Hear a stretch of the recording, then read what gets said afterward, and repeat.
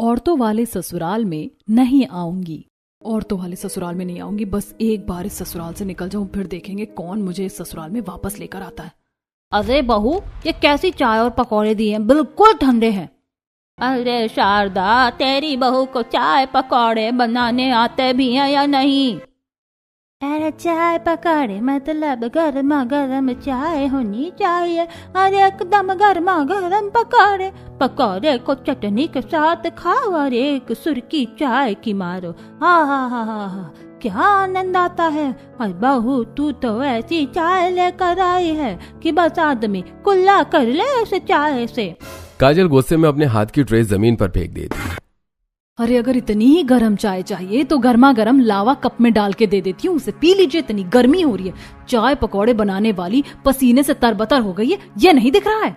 बहू, ये क्या बदतमीजी है? कोई अपनी दादी सास से इस तरह बात करता है? तो इस तरह कोई काम करवाता है क्या अपनी बहू से? एक सुबह उठने के बाद से रात होने तक कभी वो काम, कभी इसका काम, कभी उसका काम। थकान से मेरे तो हड्डियां चरचर चरचर करके बजने लगी हैं। जा रही हूँ मैं, और औरतों वाले ससुराल में कभी नहीं आऊंगी। तभी प्रीति काजल का हाथ पकड़कर, भाभी क्या कह रही हैं? औरतों वाले ससुराल में नहीं आऊंगी? ऐसा मत कीजिए। क्यों, फ्री की नौकरानी जा रही है तो बुरा लग रहा है? सबसे ज्यादा तो तुम नंदों से ही परेशान हो। मेरी छाती पर मूंग दलती हो तुम तीनों ननद। काजल अपना हाथ छुड़ाती है और घर से बाहर निकल जाती है। ये बहू को क्या हो गया है अचानक? 2 महीने से हमारे साथ ठीक से रही। वहीं दूसरी तरफ काजल अपने मायके में पहुंचती है। काजल, तूने अपने आने की खबर नहीं दी। किसके साथ आई है? तेरे ससुराल वाले कहाँ हैं? नाम मत लो मेरे औरतों वाले ससुराल का। मैं अपना औरतों वाला ससुराल छोड़कर आई हूँ और कभी औरतों वाले ससुराल में वापस नहीं जाऊंगी। समझ में आ रहा है क्या कह रही है? बुद्धि अपनी खो बैठी है क्या? कैसी बकवास कर रही है तू? क्या हो गया है तेरे ससुराल में? क्यों नहीं वापस जाएगी? मैं ज्यादा किसी को कुछ नहीं बताने वाली। बस इतना बताओ, मैं यहाँ रहूं या फिर यहाँ से भी चली जाऊं, कहीं और अपना इंतजाम कर लूं? नहीं नहीं बेटी, कैसी बातें कर रही है तू? अरे हमें छोड़कर तू कहीं और क्यों अपने रहने की व्यवस्था करेगी? तेरा जब तक मन करे तब तक तू अपने मायके में आराम से रह। काजल मायके में रहने लगती है। ऐसे कुछ दिन बीतते हैं। एक दिन राधिका हॉल में रमेश लाल से, मुझे पैसे दीजिए, सब्जियां लेकर आऊं। हाँ हाँ, ये लो पैसे। कहाँ जा रही हो मम्मी? सब्जियां लेने सब्जी मंडी जा रही हूँ। मैं भी चलती हूँ, मेरा घर में बैठे बैठे मन नहीं लग रहा। तो अपने ससुराल चली जा। सब्जी मंडी लेकर चलना है तो चलो, फालतू बकवास मत करो मुझसे। अच्छा बाबा चल। काजल अपनी माँ राधिका के साथ सब्जी मंडी चली आती है। राधिका सब्जी वाले के पास रुकती है। मम्मी, तुम सब्जियां खरीदो, मैं बाजार में देखूं क्या क्या बिक रहा है। भैया, ये सब्जी कैसे किलो दिए? ये तो 30 रुपए किलो है। कितने तोल दूं? हाँ भैया दे दो, 250 ग्राम दे दो, और थोड़े मिर्च और धनिया भी दे देना। तभी मीनाक्षी राधिका के पास आती है। नमस्ते राधिका जी। अरे आप तो काजल की बुआ सास है ना? मैं तो सब्जी मंडी में सब्जियां खरीदने आई हूँ। अरे काजल भी तो यही है। वो रही काजल। काजल इधर आना। क्या हुआ मम्मी? अरे ये देख तेरी बुआ सास। अरे बहू, ये तूने क्या गड़बड़ कर दिया? मैं 2 मिनट के लिए छत पर चली गई तो अपना ससुराल छोड़कर ही चली आई। चल अपने ससुराल वापस चल। तूने तो मुझे छत पर से नीचे आने तक का मौका नहीं दिया। तुरंत ससुराल छोड़कर भागकर चली आई इधर। अगर कोई परेशानी है तुझे ससुराल में तो तू मुझे बता, तुझे किससे क्या परेशानी है? मैं हूं ना। परेशानी तो आप ही हैं बुआ जी। आपने बुआ सास होने का बखूबी कर्तव्य निभाया है। मुझे पता है सबसे ज्यादा चुगली मेरी आप ही करती होंगी औरतों से भरे ससुराल में। अरे बहू ऐसा मत बोल, तेरा ससुराल है, तू चल हमारे साथ बैठ, जो तुझे बातें करनी हमारे साथ कर लेना। नहीं नहीं, बिल्कुल नहीं, औरतों वाले ससुराल में नहीं आऊंगी, मतलब नहीं आऊंगी, बिल्कुल नहीं आऊंगी। मीनाक्षी बेइज्जती महसूस करती है और चुपचाप मुंह लटकाकर वापस चली जाती है। अरे तू अपने ससुराल वापस नहीं आऊंगी नहीं आऊंगी नहीं आऊंगी की रट लगाई है। अगर तुझे नहीं जाना है तो मत जा। इस तरह अपने सास की बेइज्जती तो मत कर। चल वापस घर। सब्जियां खरीदकर काजल और राधिका घर लौट आती हैं। इसी तरह कुछ दिन बीतते हैं और एक दिन काजल के पास ऐश्वर्या का फोन आता है। हाँ ऐश्वर्या बोल। अरे काजल, औरतों वाले ससुराल में जाकर तू तो हमें भूल ही गई। नाम मत लेना उस औरतों वाले ससुराल का। मैं तो उस औरतों वाले ससुराल को छोड़ आई हूँ और कभी वापस नहीं जाऊंगी। अरे ऐसा क्या हो गया कि तू अपने ससुराल छोड़ आई? कहा ना, नाम मत ले मेरे औरतों वाले ससुराल का। मुझे चिढ़ है इस नाम से। तू बता, तूने फोन क्यों किया? अरे तुझे तो पता ही है मेरी शादी दूसरे शहर में हुई है, तो मैं अभी मायके आई हूँ। श्रुति और पूजा से तो मेरी बात हो गई है। तू ही है जो हर बार प्लान कैंसिल करती है, तो तुझे भी पूछ रही हूँ। हम लोगों ने प्लान बनाया है घूमने फिरने का, खाने पीने का। तू आ रही है क्या? हाँ मैं आऊंगी, वैसे भी घर में बैठे बैठे बोर ही होती हूँ। ठीक है, कल दोपहर को आ जाना। पहले हम लोग मूवी देखेंगे, फिर शॉपिंग करेंगे, खाना खाएंगे, अपने अपने घर चले जाएंगे। ठीक है। इतना कहकर काजल फोन रख देती है। ऐसे ही आज का दिन बीतता है। अगले दिन दोपहर में काजल अच्छे से तैयार होकर अपने दोस्तों से मिलने पहुंचती है। अरे काजल आ गई, सुना है तुझे अपने औरतों वाले ससुराल के नाम से चिढ़ हो गई है। फिर उसका नाम लिया मैं चली जाऊंगी। अरे नहीं नहीं बाबा, चल पहले हम मूवी देखते हैं। सबसे पहले हम मूवी देखते हैं, फिर मूड चेंज हो जाएगा तेरा, फिर हम लोग शॉपिंग करने चलेंगे। हाँ ठीक है चलो। काजल अपने दोस्तों के साथ मूवी देखने जाती है। कुछ देर बाद मूवी देखकर काजल अपनी सहेलियों के साथ शॉपिंग मॉल आती है और एक ड्रेस उठाकर अपनी सहेलियों से पूछती है, अरे देखो जरा बताना ये ड्रेस मुझ पर कैसी लगेगी, अच्छी लग रही है ना? तभी पीछे से काजल की नंदे, हाँ भाभी बहुत अच्छी लग रही है। परी लग रही है भाभी आप इस ड्रेस में, ले लीजिए इस ड्रेस को। तुम लोग यहाँ पर भी आ गई? तुम लोग मेरा पीछा कर रहे हो ना? नहीं भाभी, हम लोग आपका पीछा नहीं कर रहे हैं। हाँ हम लोग भी यहाँ शॉपिंग करने ही आए हैं। आप हमें दिखी तो हम आपके पास चले आए। भाभी आप अपना ससुराल छोड़कर क्यों चली आई? अपने ससुराल वापस चलिए ना। नहीं हरगिज नहीं, मैं औरतों वाले ससुराल में नहीं आऊंगी। भाभी ऐसा मत कहिए, आपके बिना वो ससुराल ससुराल ही नहीं रहेगा। प्लीज हमारे साथ चलिए। तुम लोग जाती हो यहाँ से कि नहीं? मैं नहीं आऊंगी तुम्हारे साथ। तुम लोग यहाँ शॉपिंग करने आई हो तो मुझे देखकर यहाँ एक्टिंग करने चली आई हो। ऐसे तो कोई मेरे घर नहीं आया मुझे लेने, ना मेरे खुद का पति मुझे लेने आया, तो ये एक्टिंग करने की जरूरत नहीं है। चलो फ्रेंड्स यहाँ से। काजल अपने फ्रेंड्स ऐश्वर्या, श्रुति और पूजा के साथ बिना शॉपिंग किए मॉल से निकल जाती हैं और फिर सब रेस्टोरेंट पहुंचती हैं। मैम क्या लेकर आऊं आप लोगों के लिए? काजल का मन बहुत खराब है। काजल की पसंद की पेटीज खाते हैं सब। भैया आप आलू पैटीज लेकर आइए और साथ में तीखी चटनी। ठीक है मैम, मैं अभी लेकर आता हूँ। क्या हुआ काजल, तेरे ससुराल में इतनी प्रॉब्लम कैसे हो गई? तूने अपनी नंदो को भी डांट दिया। अरे चाहे जो भी हो, पर बहुत अच्छा लगा। मैं तो अपनी नंदो को इस तरह डांट भी नहीं सकती हूँ। अरे क्या बताऊं, औरतों वाले ससुराल में मैं परेशान हो गई थी, इसीलिए मैंने छोड़कर चली आई। अब ये लोग जहां मुझे देखते हैं वापस चलो बहू, वापस चलो बहू, वापस चलो भाभी कहने लगते हैं। मैं भी जिद पर अड़ गई हूँ, नहीं जाऊंगी वापस, मतलब नहीं जाऊंगी। बिल्कुल सही कह रही है। मैं तो अपनी एक नंद, एक सास, ससुर और नंदों को नहीं संभाल पा रही हूँ, और तेरा तो पूरा ससुराल ही सास, ससुर और नंदों से भरा हुआ। तो तू किस तरह झेलती होगी मैं तो सोच भी नहीं पा रही हूँ। ठीक किया तूने जो अपना ससुराल छोड़कर चली आई। मत जाना कभी उनके पास वापस वहां, तब उन्हें कद्र समझ में आएगी बहू की। कैसी बातें कर रही हो तुम लोग। मैं तो सोच रही हूँ कब मेरी शादी हो अपने ससुराल जाऊं, अपने हाथों से खाना पकाकर अपने पति को खिलाऊं। एक काम कर, तू मेरे औरतों वाले ससुराल में चली जा, 1 महीने में अकल ठिकाने आ जाएगी। काजल की बात पर सभी सहेलियां हंसने लगती हैं और हंसते हुए अपना खाना खाती हैं और सभी अपने अपने घर चली जाती हैं। इसी तरह कुछ दिन बीतते हैं और एक दिन काजल की पूरी फैमिली तैयार होकर एक फंक्शन में आती है। काजल बेटी वो देख, तेरे ससुराल वाले भी इस फंक्शन में आए हैं। आपको पता था ना कि मेरे ससुराल वालों को भी इनविटेशन जाएगा इस फंक्शन का, तो मुझे लेकर क्यों आए? मुझे पहले बता देते, मैं नहीं आती। अरे पगली, इससे अच्छा मौका क्या मिलेगा? सारी अनबन दूर कर ले। जा अपने ससुराल वालों से मिल और बातें कर। हम भी यहाँ पर हैं, क्या पता सब ठीक हो जाए। नहीं हरगिज नहीं, मैं कोई बात नहीं करने जा रही हूँ उनसे। मैं उनसे बातें करने जाऊंगी और कोई मुझसे पकौड़े मंगवाएगा, कोई मुझसे पानी मंगवाएगा, कोई खाना मंगवाएगा। काजल ये सब सोच ही रही होती है कि तभी औरतों वाला ससुराल काजल के परिवार के पास आता है। काजल की सारी दादी सास, सारी चाची सास, बुआ सास और मामी सास सभी काजल को घेर कर काजल के सामने आकर खड़ी हो जाती हैं।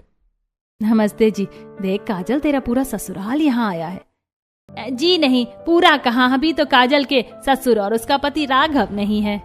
समधी जी और दामाद जी क्यों नहीं है? वो लोग रहते कब हैं घर में? मेहमानों की तरह आते हैं और मेहमानों की तरह चले जाते होंगे दोनों कहीं पर, इसीलिए नहीं आए। बहू अगर तू मेरे पकौड़े वाली बात पर नाराज है और इसीलिए ससुराल छोड़कर चली आई है तो अपने ससुराल वापस चल, मैं ठंडे चाय पकौड़े ही खा लूंगी।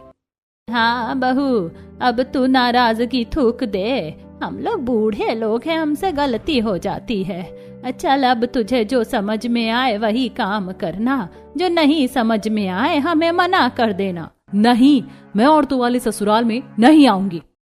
भाभी देखिए, इतना बड़ा फंक्शन है, सबके सामने हम लोग आपको लेने आए हैं, अब तो हमारे साथ चलिए। नहीं, मैं अपने औरतों वाले ससुराल में नहीं आऊंगी, नहीं आऊंगी मतलब नहीं आऊंगी। अरे ऐसा क्या कर दिया इसके ससुराल वालों ने जो ये अपने ससुराल वालों के साथ नहीं जाना चाहती है? अरे जरूर इसके ससुराल वालों ने इसे परेशान किया है, तभी नहीं जा रही इनके साथ। अरे मैं काजल का नाना हूँ, अगर मेरी नातिन अपने ससुराल वापस नहीं जाना चाहती तो उसे कोई नहीं ले जा सकता। आप लोग जरूर उसे परेशान करते होंगे, तभी मेरी नातिनी वापस नहीं जा रही है। इसी तरह पार्टी में आए सभी मेहमान औरतों वाले ससुराल में काजल के जाने से मना करने पर बातें बनाने लगते हैं। चलो जल्दी यहाँ से, काजल बहू की वजह से तभी हमारा मजाक उड़ा रहे हैं, अब इससे ज्यादा हम लोग यहाँ नहीं रुक सकते हैं। औरतों वाला ससुराल मुंह लटकाए पार्टी से वापस लौट जाता है। अरे तो बताती क्यों नहीं? ऐसी क्या बात हो गई कि तूने भरी पार्टी में अपने ससुराल वालों को बेइज्जत कर दिया? ये भी कोई बताने वाली बात है माँ, ये समझने वाली बात है। औरतों वाले ससुराल में कोई औरत सुकून से नहीं रह सकती है। औरतों वाले ससुराल में ये कहावत फिट बैठती है कि औरत ही औरत की दुश्मन होती है। इसी तरह पार्टी खत्म होती है और सभी अपने घर वापस चले जाते हैं। इसी तरह कुछ दिन बीतते हैं और एक दिन काजल अपने रास्ते चल रही होती है, तभी उसकी नई पड़ोसन रागिनी उससे टकरा जाती है। ओह संभालिए। थैंक यू, तुमने मुझे बचा लिया। कोई बात नहीं, कोई दूसरा भी होता तो वो भी आपको बचाता ही। वैसे आप कौन हैं? आपको यहाँ पहले कभी नहीं देखा। मैं आपकी नई पड़ोसन हूँ, 1 हफ्ते ही हुआ है मुझे आए हुए। वैसे मैंने सुना है कि आप अपने ससुराल वापस नहीं जा रही है। औरतों वाले ससुराल में नहीं आऊंगी नहीं आऊंगी की रट लगाए रहती है। क्या बात है? क्या बात है, क्या बात नहीं है? औरतों वाले ससुराल में इतनी परेशानियां हैं, अगर तुम्हें गिनाने बैठूंगी तो 10 उंगलियां कम पड़ेंगी। वैसे यहाँ मेरी कोई सहेली नहीं है, मैं भी घर में बैठे बैठे बोर हो रही हूँ, आप भी घर में बैठे बैठे बोर हो रही हो। क्यों ना आप मुझे अपनी कहानी बता दें। हाँ वैसे तो बोर तो मैं हो ही रही हूँ। चलो मैं तुम्हें पहली रसोई की कहानी सुनाती हूँ। आज तो मेरी पहली रसोई है, इतना बड़ा ससुराल है, सबके लिए मीठे में बढ़िया खीर बनाऊंगी, सब खुश हो जाएंगे। फिर अपने नंद के साथ मिलकर सबके लिए दोपहर का खाना बनाऊंगी। काजल तैयार होकर अपनी पहली रसोई के लिए नीचे उतरती है।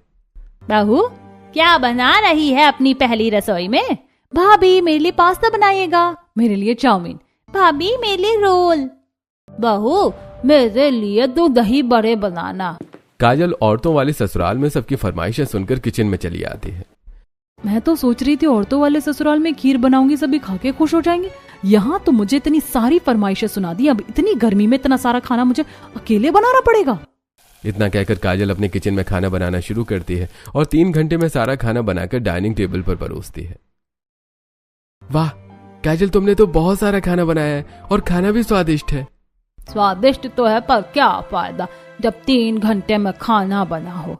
3 घंटे भूखा बैठा कर 1 दही भल्ले खिला रही है, क्या फायदा?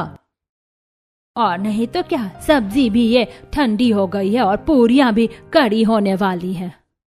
एक तो इनके लिए 3 घंटे पसीने से तरबतर होकर खाना बनाया मैंने, तारीफ करने की बजाय कह रही है कि खाना समय पर बनना चाहिए। बहू मर्द का नहाना और औरत का खाना बनाना पता नहीं चलना चाहिए। तो ये बात है, ये तो दादी सास ने तुम्हारे साथ सही नहीं किया। वैसे मैं एक स्कूल में टीचर हूँ, बच्चों के मिड डे मील का समय है, वहां चलिए। बच्चों को खेलते देखकर आपका मूड रिलैक्स हो जाएगा। बच्चे तो मुझे बड़े पसंद है, चलिए चलते हैं। इतना कहकर काजल रागिनी के साथ स्कूल आ जाती है, जहाँ मिड डे मील का खाना बन रहा होता है। यहाँ क्यों लेकर आई है? यहाँ तो खाना बन रहा है।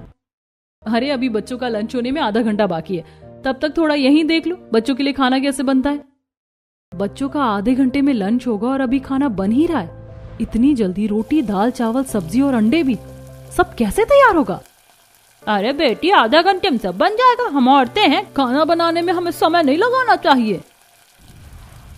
क्यों आंटी, ऐसा क्यों?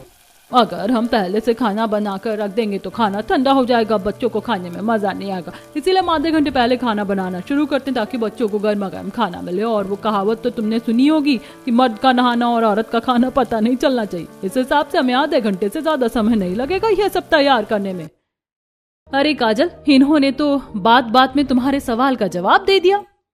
किस सवाल का जवाब? अरे तुम्हारी दादी सास कह रही थी ना, वही तो लाइन इन्होंने कही है। मुझे लगता है तुम्हारी दादी सास यही सिखाना चाह रही थी कि खाना समय पर बनाना चाहिए। तुमने बताया तुम्हारा परिवार बड़ा है, अगर तुम रोज खाना लेट बनाओगी तो सभी को रोज लेट हो जाएगा। और यही बात तुम्हारी दादी सास तुम्हारी पहली रसोई में तुम्हें सिखाना चाह रही थी। हाँ ऐसा हो सकता है, पर मेरी ननद भी मुझे परेशान करती है। आज के लिए इतना काफी है, ननद की कहानी कल सुनेंगे। इतना कहकर रागिनी अपनी क्लास में पढ़ाने चली जाती है और काजल अपने घर वापस चली जाती है। ऐसे ही आज का दिन बीतता है और अगले दिन रागिनी और काजल बालकनी में चाय पीते हुए बातें कर रही होती हैं। अब बताओ अपनी नंद के बारे में। हाँ तो हुआ ये था कि एक रात मैं दिन भर का काम करके सोने जा रही थी, तभी मेरे पास मेरी ननद टीना आती है। भाभी भाभी असाइनमेंट बना दीजिए ना, मुझे बहुत देर हो गई और मुझे कल कॉलेज के एग्जाम के लिए पढ़ना भी है, प्लीज मेरी हेल्प कर दीजिए। अच्छा लाओ कर देती हूँ। काजल रात में असाइनमेंट बनाती है और अगले दिन सुबह टीना असाइनमेंट लेकर चली जाती है। ऐसे कुछ दिन बीतते हैं और एक रात काजल अपने पति राघव के साथ बैठी होती है। आज तो बहुत दिनों बाद राघव घर आए हैं, आज तो उनसे ढेर सारी बातें करूंगी। उसी वक्त प्रीति अपनी एक ड्रेस लेकर आती है। क्या हुआ नंद जी, इतनी रात गए आप यहाँ और आपके हाथ में ये ड्रेस क्यों है? भाभी देखिए ना, ये मेरी ड्रेस मुझे फिट नहीं हो रही है, मुझे कल ये ड्रेस पहनकर अपने कॉलेज के फंक्शन में जाना है, प्लीज इसे ठीक कर दीजिए। पर हमारे घर में तो सिलाई मशीन है ही नहीं, मैं इसे ठीक कैसे करूंगी? भाभी प्लीज, मुझे सिलाई नहीं आती, आप इसे ठीक कर दीजिए ना किसी भी तरह। अरे जब वो इतना कह रही है तो ठीक कर दो उसकी ड्रेस। भाभी प्लीज किसी भी तरह ड्रेस फिट कर दीजिए। अच्छा लाओ मैं कर देती हूँ। इतना कहकर काजल सुई धागे से प्रीति की ड्रेस फिटिंग करने लगती है और रात भर में ड्रेस फिट करके अगली सुबह दे देती है। बताओ ये मेरे साथ नाइंसाफी करती है कि नहीं?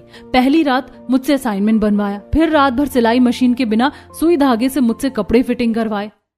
शायद तुम्हारी प्रॉब्लम का सोल्यूशन हमें यहाँ नहीं कहीं और मिलेगा। प्रॉब्लम का सोल्यूशन? एक बार फिर आज तुम मेरे साथ चलो। रागिनी काजल को लेकर ऑर्फनेज आती है, जहां सामने एक बच्चा अपनी फटी टी शर्ट सिल रहा होता है। तभी उसके हाथ में सुई चुभ जाती है। अरे देखो उसे हाथ में सुई चुभ गई है। एक मिनट, वो देखो एक लड़की आ रही है। ओए ये तू क्या कर रहा है? तुझे सिलाई करनी आती है? नहीं आती है तो क्या हुआ, मैं फटी हुई टी शर्ट नहीं पहनूंगा, मैं खुद इसे सिल लूंगा। ला दे इधर, मैं सिल देती हूँ।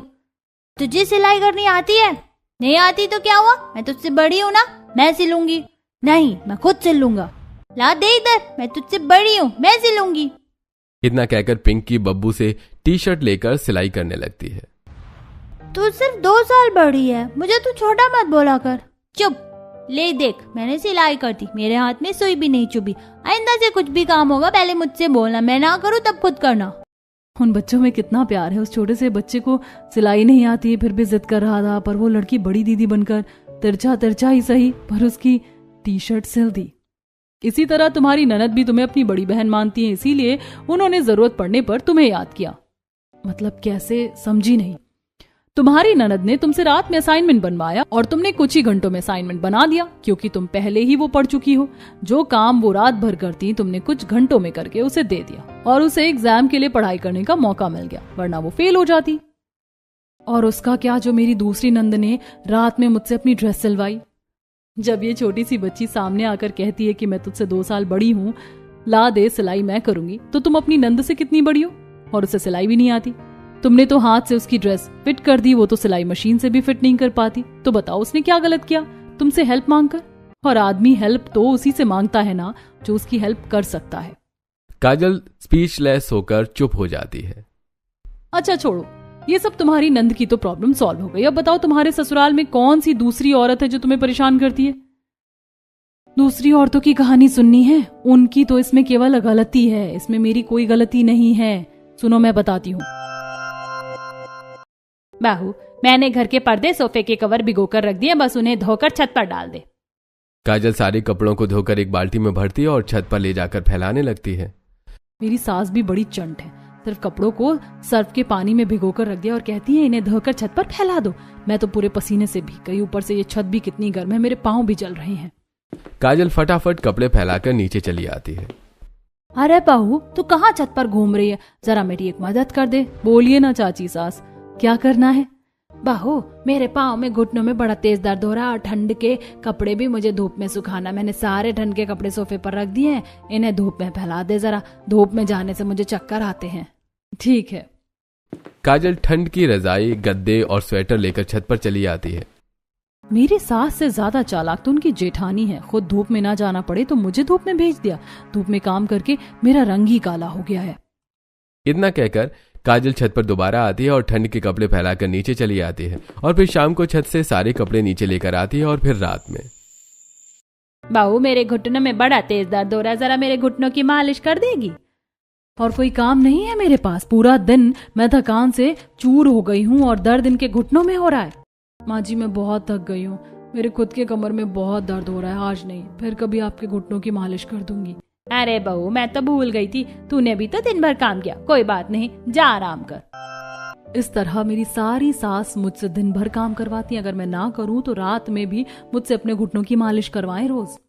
तुम्हारे इस प्रॉब्लम का सॉल्यूशन तो औरतों वाले ससुराल में ही मिलेगा, पर मैं औरतों वाले ससुराल में नहीं आऊंगी, चलो झांक कर बताती हूँ।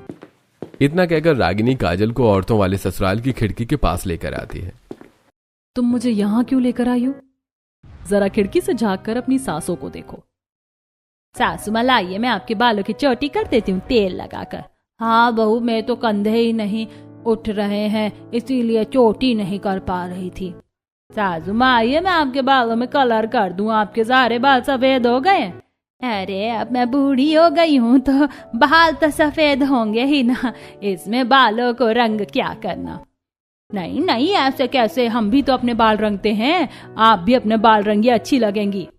कुसुम माहिष्मती के बाल रंगने लगती है, वहीं दूसरी तरफ सुमन गंगा देवी के घुटनों की मालिश कर रही होती है।